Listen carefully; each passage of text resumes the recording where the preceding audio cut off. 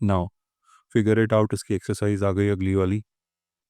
तो इस figure it out में पहला क्वेश्चन जो है, can you find the angles in the given picture. Angles ढूंढने की कोशिश करते हैं। यहाँ पे दो पिक्चर्स हैं, एक बाइसिकल की पिक्चर नज़र आ रही है, एक बाइसिकल की पिक्चर नज़र आ रही है। पहले पार्ट को ही करते हैं, नेक्स्ट पार्ट फिर पढ़ेंगे। और एक पे डब्बा है जिस पे एक डिज़ाइन बना हुआ है। तो हाँ, बाइसिकल में भी कुछ एंगल्स नज़र आ रहे हैं। वैसे तो मुझे इसके स्पोक, इसके जो टायर्स हैं, ये गोल वाले टायर्स हैं, और ये बीच में फिक्स पॉइंट है और इसके स्पोक्स हैं। मुझे इन स्पोक्स के बीच में भी एंगल नज़र आ रहे हैं, है ना, ये भी एंगल्स है। बट अगर आप बाइसिकल का फ्रेम देखो तो इसमें इन्होंने मार्क कर रखा है, जहाँ पेडल होते हैं, पेडल से पीछे वाले टायर की तरफ रे डी ए मार्क करी हुई है। जहाँ सेटिंग पॉइंट होता है वहाँ डी बी वाली रे मार्क कर रखी है। जहाँ आगे हैंडल कनेक्टेड होता है उसको डी सी कह दिया है। तो इनके बीच में भी एंगल एग्जिस्ट कर रहे हैं। जैसे ए डी और ए बी के बीच में ये वाला एंगल है, डी बी और डी सी के बीच में ये वाला एंगल है ना। और इन दोनों एंगल को मिलाकर एंगल ए डी सी भी बन सकता है। मैं ये कह रहा हूँ, इसमें मुझे ये एंगल अप्रिशिएट हो रहे हैं जो मार्क्ड है, एंगल ए डी बी। दूसरा एंगल अप्रिशिएट हो रहा है, एंगल, फिगर को देखते रहोगे तो अच्छा लगेगा, angle D, angle B D C. और एक बार एंगल मुझे दिख रहा है, एंगल ए डी सी।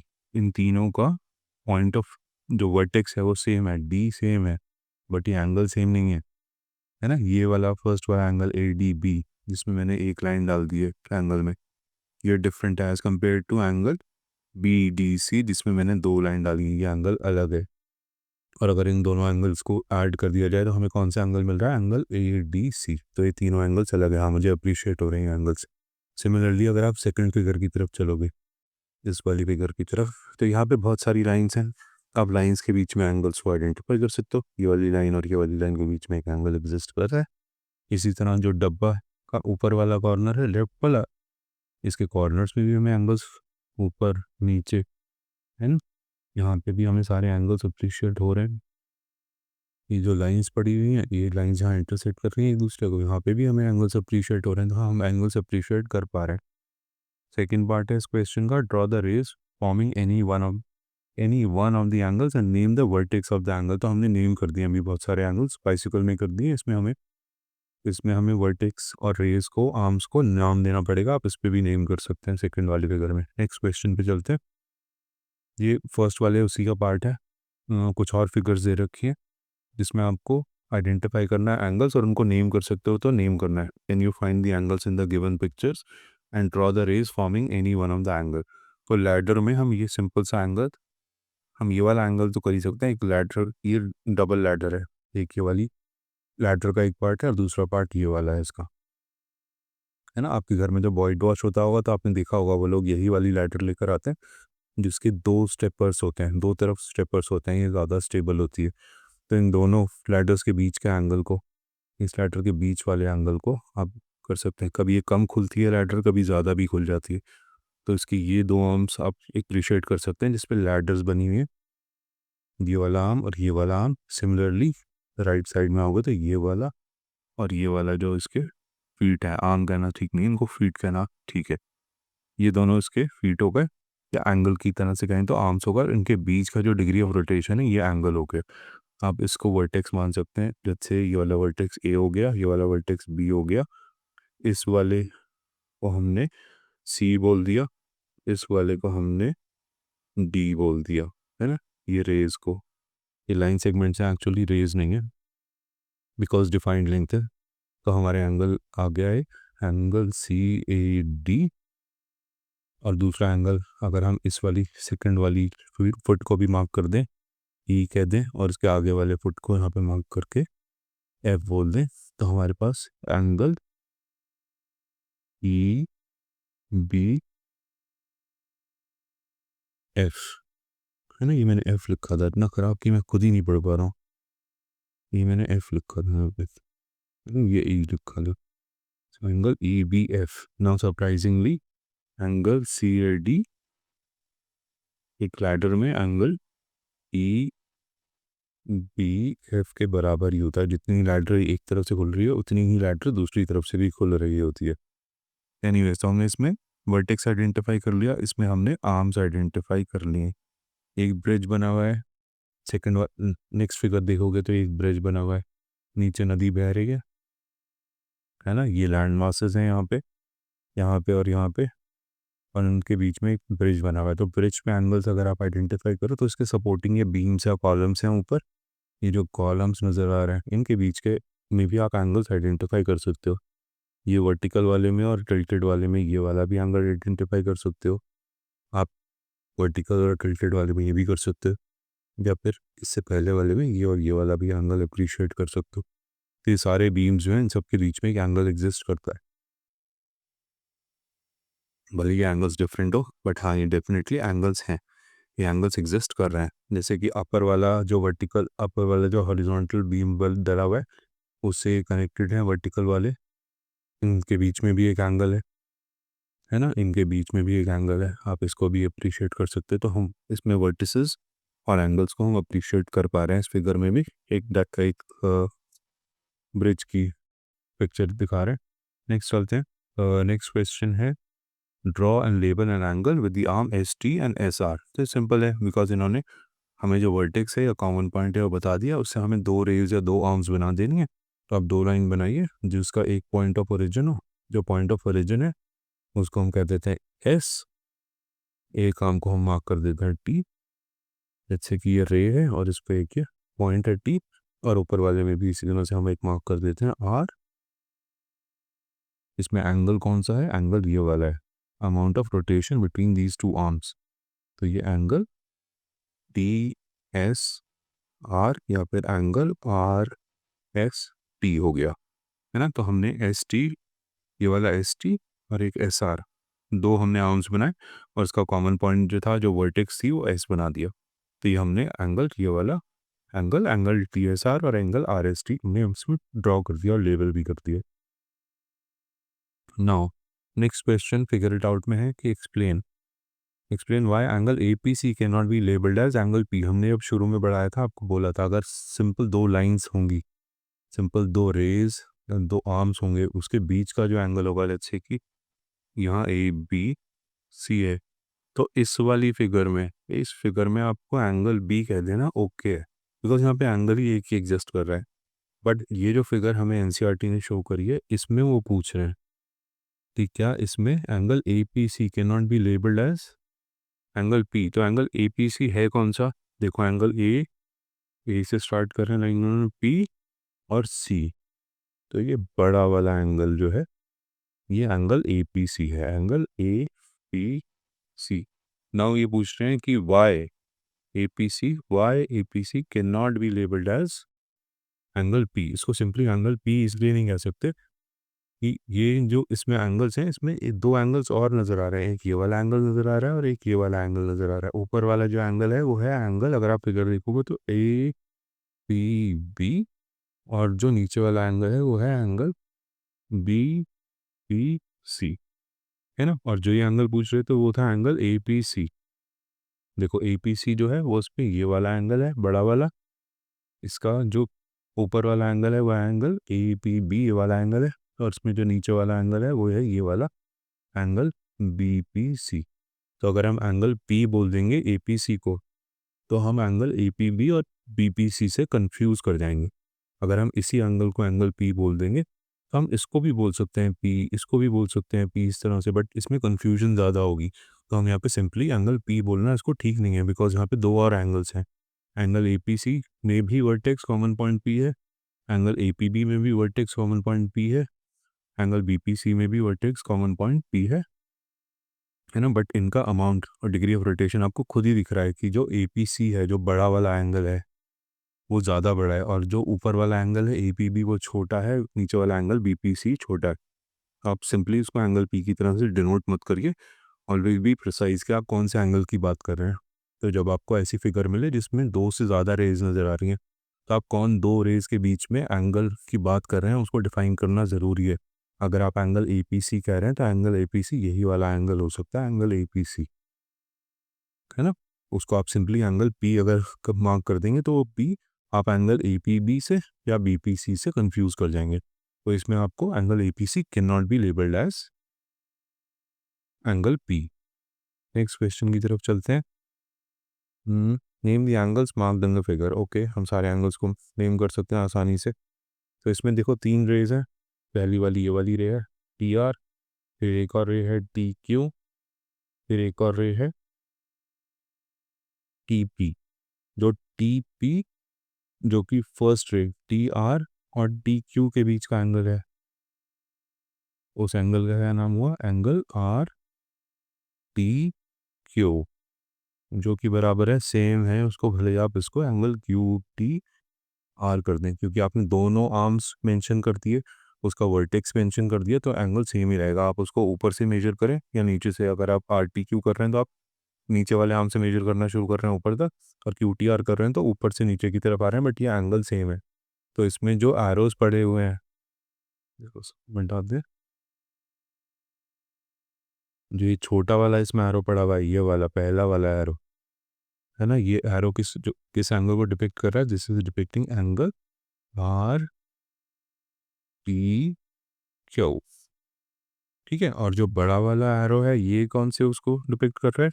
ये इस बेस वाले रे के बीच में और इस अपर वाली रेस के बीच में, सॉरी, अपर वाली रेस के बीच में जो एंगल है उसको डिपिक्ट कर रहा है, सेकंड वाला जो एरो है ना। तो इसका एंगल कितना है? Angle R T P. तो फर्स्ट एरो जो स्मॉल एरो है वो एंगल को डिपिक्ट कर रहा है आर टी क्यू को, सेकंड वाला एरो जो है वो आर टी पी को डिपिक्ट कर रहा है।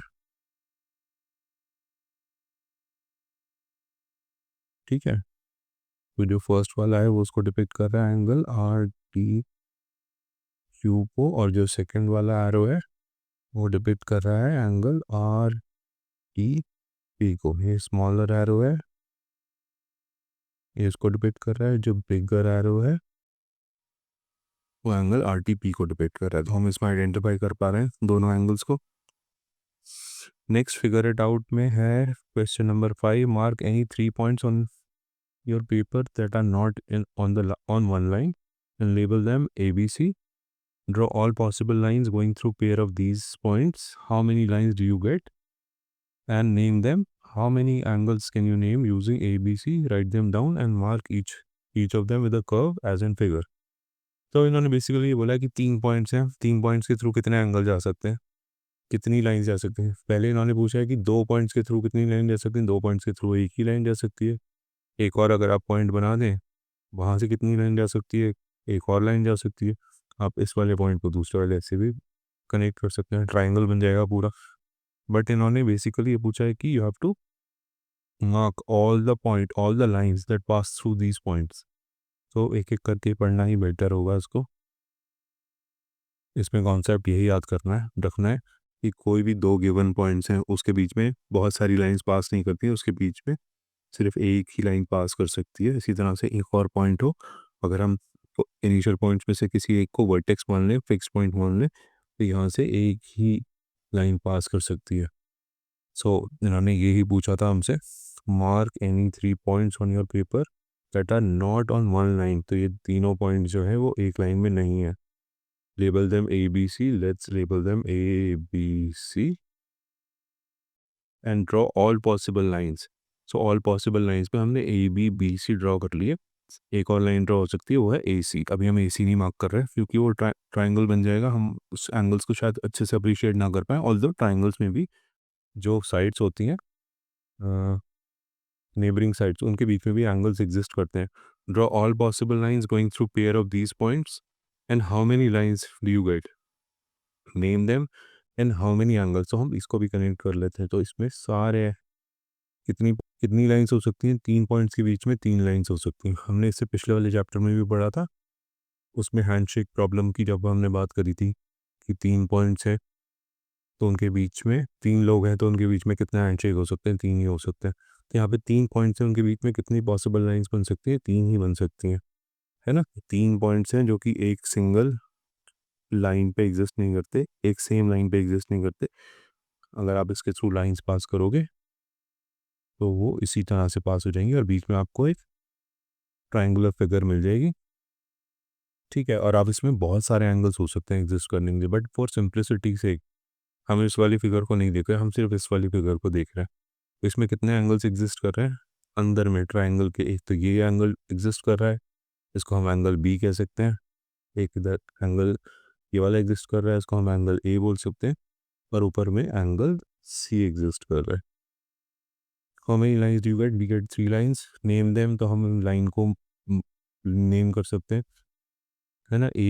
ए बी इस तरह से देखें, बी सी एंड सी ए। तो हमने तीनों लाइंस को हम लेबल भी कर सकते हैं। And how many angles can you name using angle A? Using A B C हम 3 एंगल्स को नेम कर सकते हैं। तो हमें लाइंस जो थी, पहले हम लाइंस लिख लेते हैं, इस फिगर को मिटा देते हैं। हमने 3 पॉइंट्स लिए, उसके थ्रू 3 लाइंस पास करी हैं। किसी भी 2 गिवन पॉइंट्स में सिर्फ एक लाइन पास हो सकती है। खैर, अब हम इसकी साइड्स लिख देते हैं। इसकी साइड्स हैं a B, B C and c a. और ये जो एंगल्स आए हैं हमारे, वो एंगल्स आए हैं angle A, angle B, angle C. Angle A को आप, अगर आप फिगर देखोगे, ये वाली जो राइट साइड में बनी हुई है, ये वाली फिगर है ना, ये वाली फिगर अगर आप देखोगे तो इसमें एंगल ए जो है उसको आप एंगल सी ए बी भी लिख सकते हैं। ये एंगल ए हो गया। एंगल बी जो है उसको एंगल ए बी सी भी लिख सकते हैं। और एंगल सी जो है उसको एंगल बी सी ए भी लिख सकते हैं। आप इसको, इन्हीं एंगल्स को बी सी ए को ए सी बी भी लिख सकते हैं, उल्टा करके भी लिख सकते हैं। एनीवेज, तो इसमें 3 साइड्स आ गए, A B B c C a, और 3 एंगल्स आ गए, angle A, angle B, angle C.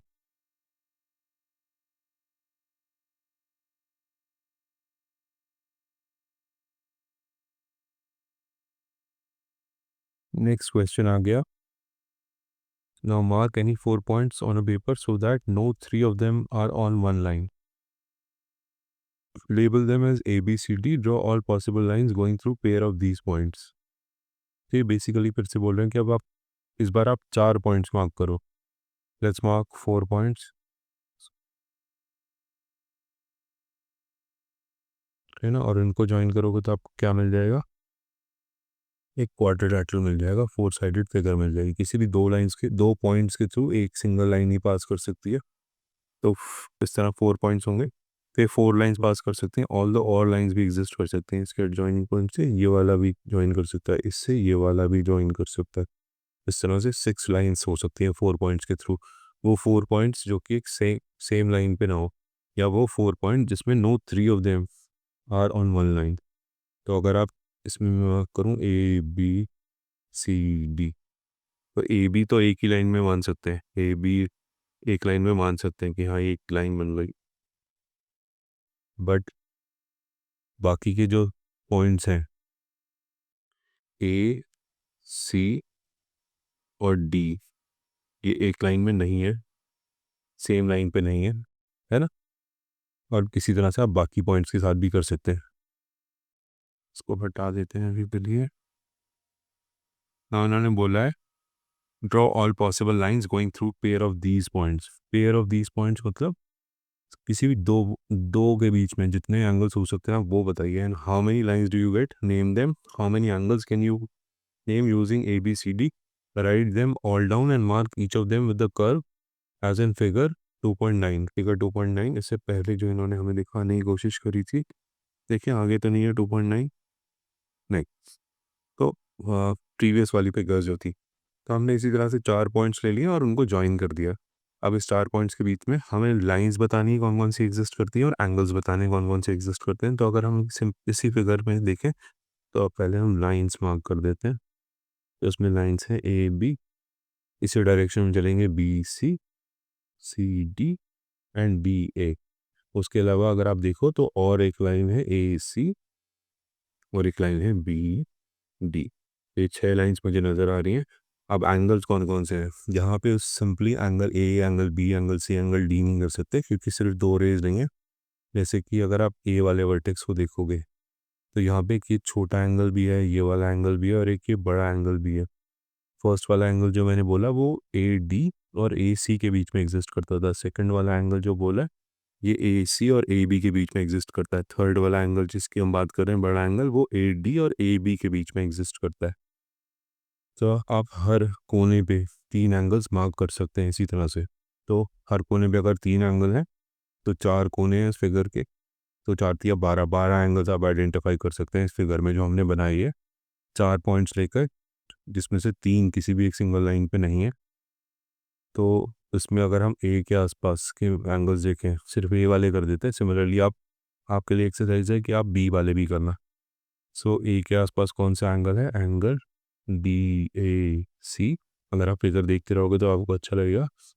Angle C A B और ये एंगल डी ए बी, ये 3 एंगल्स हैं जो आपको ए के आसपास अप्रिशिएट हो रहे हैं ए के थ्रू, जिसके लिए ए एक वर्टेक्स हो गई और बाकी के जो 2 पार्ट्स हैं वो उसके आर्म्स हो गए। चलो बी वाले एंगल्स कौन से हैं मैं उसको ही मार्क कर देता हूँ। एक तो ये एंगल है, इसको आप बोल सकते हो एंगल सी बी डी, है ना? ये वाले एंगल को सी बी डी इस तरह से आप मार्क कर सकते हो। उसका एक और एंगल है ये वाला, ये किस किसके बीच में एग्जिस्ट करता है? This is angle d b a. और फिर एक ये बड़ा वाला एंगल है जो एग्जिस्ट करता है between b C and b a, इसको हम कह सकते हैं एंगल सी बी ए, है ना? तो हमने बी के आसपास ये 3 एंगल मार्क किए, ए के आसपास हमने ये 3 एंगल मार्क किए। इसी तरह से आप सी और डी के आसपास ये आपको लिख लेना है खुद।